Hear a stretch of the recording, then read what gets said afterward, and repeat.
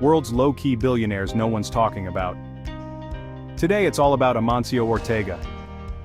Did you know that there are around 2,781 billionaires in the world, according to Forbes? Most of these men and women have achieved this status through innovation and business ethics. Their life journeys are a remarkable lesson for the youth and anyone indeed, and if you are curious to know how they achieved these milestones, you have found the right channel. While billionaires like Elon Musk, Jeff Bezos, Mark Zuckerberg and Warren Buffett dominate headlines, this channel is embarking on a journey to unveil the lesser-known, yet equally successful billionaires who operate in the shadows. Those who don't get the spotlight ever. And trust me when I say this. If you watch the upcoming videos, then you will learn a lot. Like the saying goes, success leaves clues. Now let's go unravel some success clues. Welcome to the Right Wealth Mindset channel. Before we get into the first of our video series, kindly click on the like button, share, and also subscribe to see more informative content here. Thanks. Now let's begin. Every fashion enthusiast is bound to say that one of their favorite fashion brands is Zara. And why wouldn't it be? Zara has been around for almost 50 years now and is based on the trendy fast fashion model. So much so that every fashion district and mall has at least one Zara outlet. Zara is owned by a Spanish multinational fashion retailer, Inditex. Do you know who founded this company? I will tell you. The 88-year-old Amancio Ortega, who I'm sure you don't hear about often in the news or on social media. Ortega is the world's 12th richest man right now, and for good reason. I mean, come on. The guy is considered a pioneer in the fashion industry, and his business is spread across the globe with over 160,000 employees. In today's video, we will be looking at his life and achievements, which no one highlights, which actually he also likes to keep that way. He's a very private guy who doesn't like the spotlight. So stay with me as we unravel the genius of Amancio Ortega, the man behind Zara. He deserves some spotlight and we can be inspired by his story.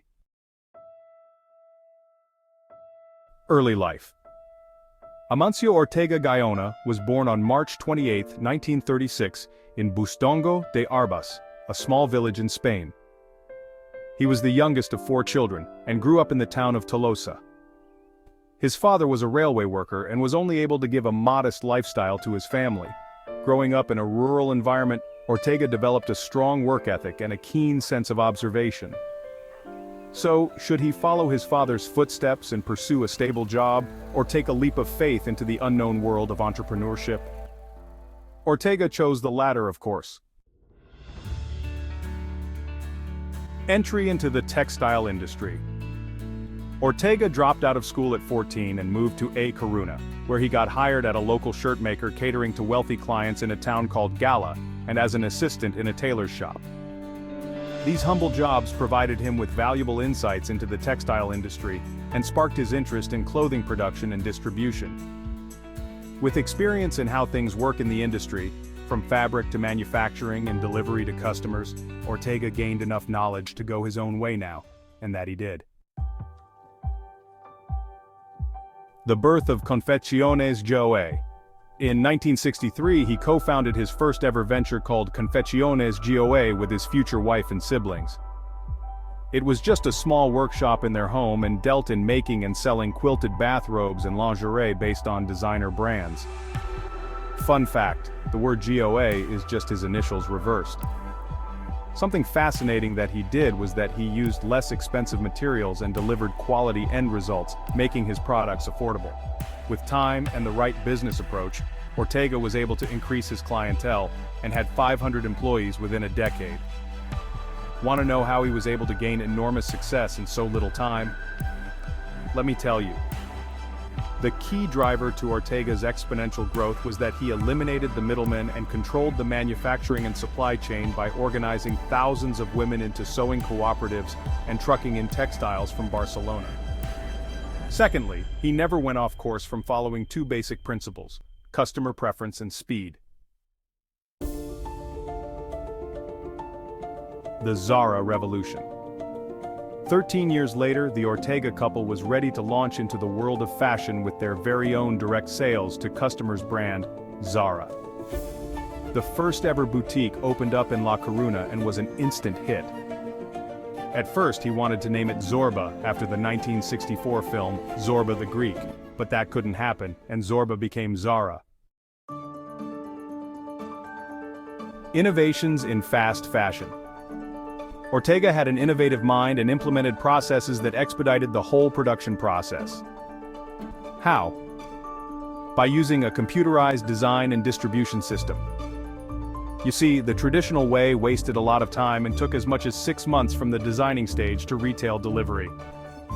Ortega went against this commonly used method, and that's why he was able to produce new designs in just a few weeks.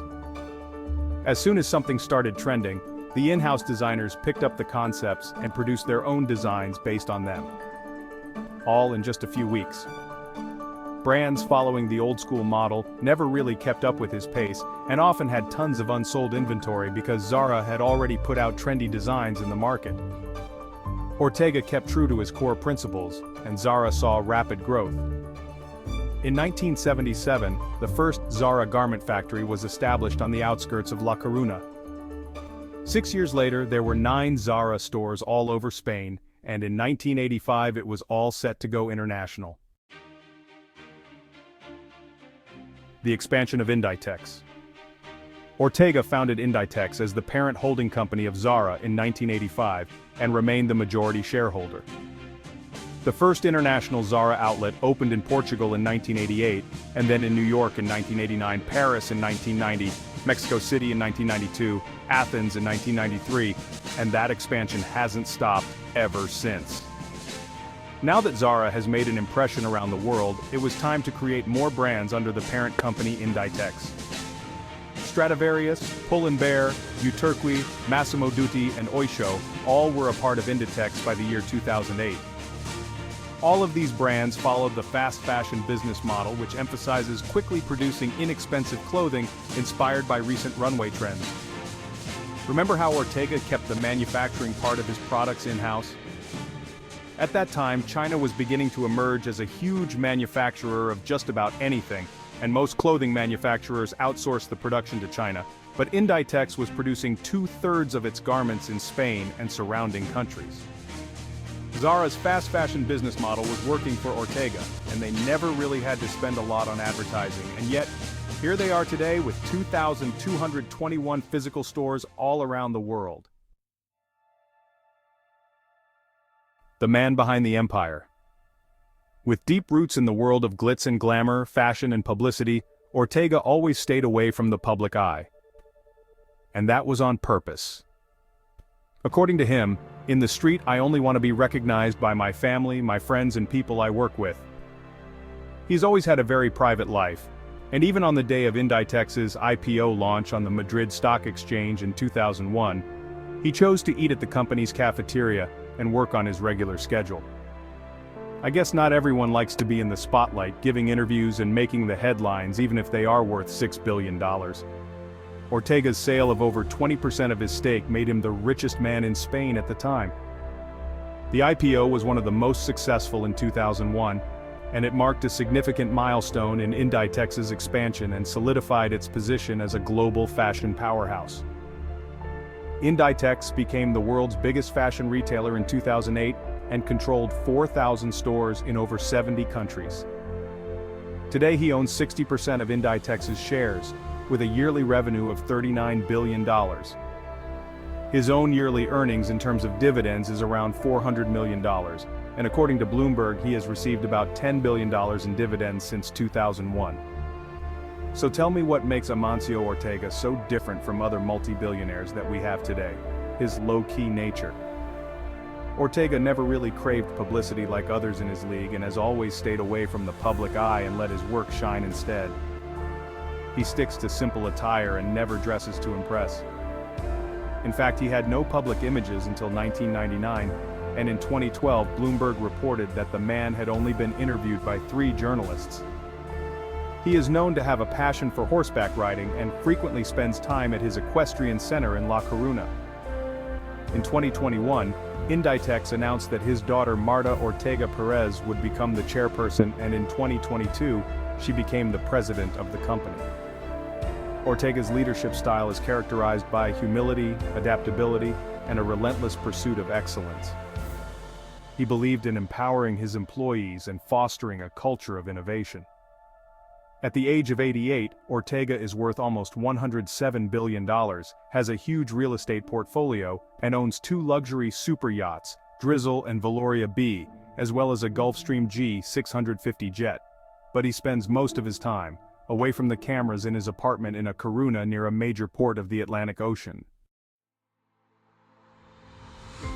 Amancio Ortega's story is a testament to the power of perseverance, creativity, and entrepreneurial spirit. From humble beginnings to global prominence, his legacy will continue to inspire generations to come. So there you have it. Tell us what you think about Amancio Ortega's low-key lifestyle in the comments, and don't forget to like, share, and subscribe to this channel for more inspiring and interesting videos. Thanks for watching. We will see you soon.